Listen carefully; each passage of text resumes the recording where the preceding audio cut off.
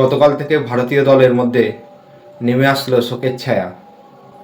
সেই শোক নিয়ে মাঠে ময়দানে বীর যোদ্ধার মতো ম্যাচ খেলেছে আমাদের বীর প্লেয়ার, যাকে বলা হয় বীর সৈন্য। যেমন যুদ্ধের ময়দানে বুক বাড়িয়ে যেমন গুলি খায়, তেমনই কালকের একটি অধ্যায় গিয়েছে আমাদের ভারতীয় প্লেয়ার রিঙ্কু সিংয়ের মধ্যে। তার যে ক্যাচ মিস হয়েছে, তার যে কিছু মনুষ্যত্ব তো তার খারাপ ছিল, তার মানসিক ভারসাম্য একদম খারাপ ছিল, যার কারণে আমাদের রিঙ্কু সিং গতকাল ম্যাচে তাকে সেরকম ভালোভাবে ফিল্ডিংটা করতে দেখা যায়নি এবং তার মুখ চোখ দেখে বোঝা যাচ্ছে গভীর শোকাহত হয়ে আছে। এবং বাবার আশীর্বাদ এমন একটা জিনিস, আর বাবা যখন না থাকে তখনই বোঝা যায় যে পৃথিবীতে আমি কত একা। ঠিক তেমনই রিঙ্কু সিংয়ের ক্ষেত্রে হয়েছে।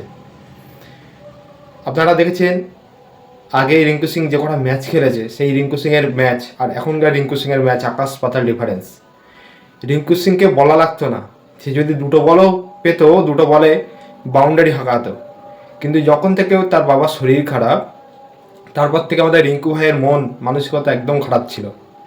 কিন্তু একটি খুব খারাপ একটি ব্যাড নিউজ, সেটি হচ্ছে গতকাল রিঙ্কু সিংয়ের বাবা মারা গিয়েছে এবং মারা যাওয়ার কারণে আমাদের রিঙ্কু সিং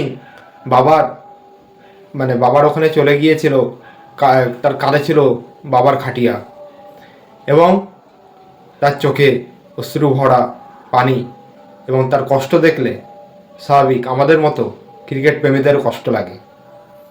রিঙ্কু সিংয়ের মতো প্লেয়ারকে দেখবেন, একটা প্লেয়ার যখন খারাপ খেলে তখন আমরা কত বদনাম করি তাদের, কিন্তু একটা প্লেয়ার যখন তার বাড়িতে এমন সিচুয়েশানের পরেও সে যখন ভালোভাবে মাঠে ময়দানে নেমে আমাদের মতো ভালোবাসা ক্রিকেট প্রেমীদের সামনে এমনভাবে উপস্থাপন করে, এমনভাবে স্থাপন করে তিনি তার ফেসটাকে, যা আমাদের মতো ক্রিকেট প্রেমীদের সেটা ভুলিয়ে দেয়। আজকের এত বড় বিপদের পরেও সে মাঠে নেমেছে। তার মাঠে নামা দেখলে একটা কথা মনে পড়ে যায়, বিরাট কোহলির কথা। বিরাট কোহলিও সেম অবস্থায় গিয়েছিল, তেমনই আমাদের রিঙ্কু সিং। আমরা উপরবেলার কাছে দোয়া করবো রিঙ্কু সিংয়ের বাবা স্বর্গবাস করে।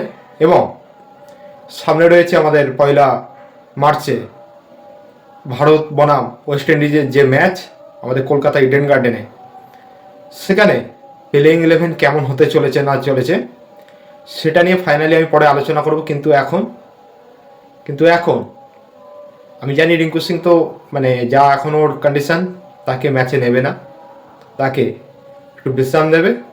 সেই জায়গায় হয়তো খেলাতে পারে আমাদের প্লেইং 11 হিসাবে। আমি একটা ধারণা করে রেখেছি, সেটি হচ্ছে প্রথমত অভিষেক শর্মা থাকবেই, তারপরে আমাদের সঞ্জু স্যামসং, যেমনটা জিম্বাবুয়ের সাথে হয়েছিল। 3 নম্বরে থাকতে পারে ঈশান কিষান, 4 নম্বরে ক্যাপ্টেন সূর্যকুমার যাদব, 5 নম্বরে থাকবে হার্দিক পান্ডিয়া, 6 নম্বরে থাকছে তিলক বর্মা, 7 নম্বরে থাকছে শিবম দুবে, 8 নম্বরে থাকবে অক্ষর প্যাটেল, 9 নম্বরে থাকতে পারে আর্শদীপ সিং, 10 নম্বরে থাকবে জসপ্রীত বুমরা, এবং 11 নম্বরে বরুণ চক্রবর্তীকেও রাখতে পারে বা কুলদীপ যাদবকে রাখার চান্সটা বেশি দেখছি। কারণ বরুণ চক্রবর্তী সেদিনকেও ভালো রান খেয়ে গেছে, আর ইডেন গার্ডেন মাঠে কুলদীপ যাদব খুব অভিজ্ঞমান প্লেয়ার বরুণ চক্রবর্তীর থেকেও, কারণ দুজনেই কেকেআরের ছেলে, কেকেআরের হয়ে খেলে, কলকাতার হয়ে খেলে, এবং সবথেকে ভালো অভিজ্ঞমান প্লেয়ার হচ্ছে কুলদীপ যাদব, তাকে খেলাতে পারে সেদিনকেও। তো বন্ধুরা, এরকম প্লেইং 11 আমি একটা ধারণা করে বলেছি, এবং ফাইনালি আমি পরে জানিয়ে দেবো কেমন প্লেইং 11 হতে চলেছে। আর রিঙ্কু সিংয়ের এমন অবস্থায় আমাদের ভারতের সমস্ত যারা ক্রিকেট প্রেমী আছে তারা পর্যন্ত স্তব্ধ হয়ে আছে। তো আমরা তার বাবার জন্য অবশ্যই উপরওয়ালার কাছে দোয়া করব, এবং তার জন্য দোয়া করব সে যেন তার সে ফর্মটা দেখায়। তার বাবা যেটা তার স্বপ্নে চেয়েছিল, রিঙ্কু সিং ভালো খেলোয়াড় হোক, সে যেন সেটাই হয়ে উঠুক। আর গতকাল শিবম দুবের যে পারফরমেন্স ছিল, ভালো রান খেয়ে গেছে, এবং খেলার শেষে মর্নি মর্কেল এবং গৌতম গম্ভীর পরামর্শ দিচ্ছিল বোলিং সম্পর্কে। আশা করি শিবম দুবে ভালো একজন অলরাউন্ডার, সে উইকেটও নেয়, হয়তো গতকাল মার খেয়ে গিয়েছে এবং তাকে বোঝানো হচ্ছে কিভাবে বল করলে কিভাবে প্লেয়ারদেরকে আটকানো যায়, সেভাবে তাকে হয়তো কালকে তার বোলিং কোচ এবং তার ব্যাটিং কোচ শিক্ষা দিচ্ছিল। তো যাই হোক বন্ধুরা, আজকে ভিডিওটি কেমন লাগলো, যদি ভালো লেগে থাকে আমার চ্যানেলকে অবশ্যই আপনারা সাবস্ক্রাইব করবেন এবং আবার পরে চলে আসবো একটি নতুন ভিডিও নিয়ে। নিউজিল্যান্ড এবং ইংল্যান্ডের যে ম্যাচ রয়েছে আজকে, সেই ম্যাচ নিয়ে একটি ভিডিও আমি অবশ্যই পাঠাবো এবং আমার চ্যানেলকে অবশ্যই আপনারা সাবস্ক্রাইব করবেন। দেখা হবে পরের ভিডিওতে। টাটা।